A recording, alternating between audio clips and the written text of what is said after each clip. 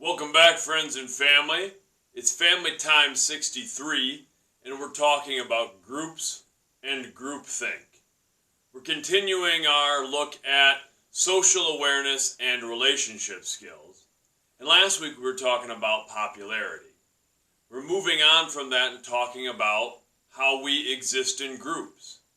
And groups are a natural thing. It's built into us as human beings. It's part of our evolution. It's safe to be in groups. We find comfort in groups. And being in a good group, a positive group, is one of the best things there is. I've been so fortunate in my life to belong to so many positive groups, from my family, my friend groups, different teams that I've been a part of. And that can be a great thing when we have people around us who are supporting us and want the best for us. But there are some potential dangers to being a part of a group as well. And I want to talk about that this week specifically with regards to groupthink. Groupthink is essentially peer pressure. And that's something that thankfully gets talked about quite a bit in an educational setting. And that's kind of what groupthink is. It's feeling pressure from some group or organization or broader society or whatever it is to conform, to act a certain way, to think a certain way, to do certain things.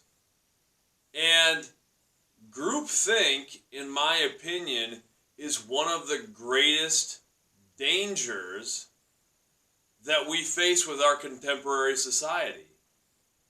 We see it all the time, this negative tribalism, this division of people. Because being a part of a group can be a wonderful thing until we start to exclude others, until we start to label those who don't think like we think or do like we do or look how we look as the other. That is a dangerous thing. And we see it all the time. We see it in politics. We see it with the division between different groups based on numerous things.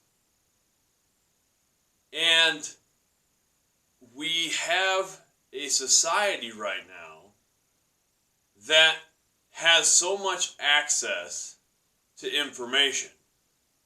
That's another powerful and positive thing.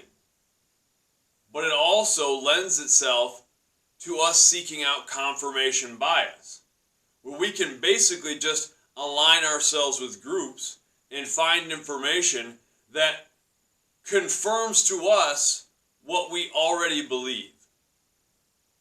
And this type of groupthink kills creativity and it kills individuality. That's a dangerous thing. Because I believe we cannot have real freedom without our sense of individuality. And we cannot find personal peace without that sense of individuality. So that's what we're discussing this week.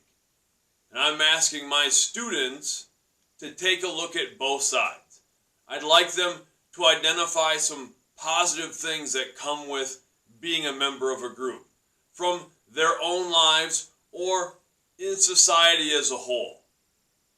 But I also want them to look at the other side of things and look at the potential risks that come with us grouping up and separating ourselves. And I want them to specifically think about groupthink. Let's have a great week. Much love.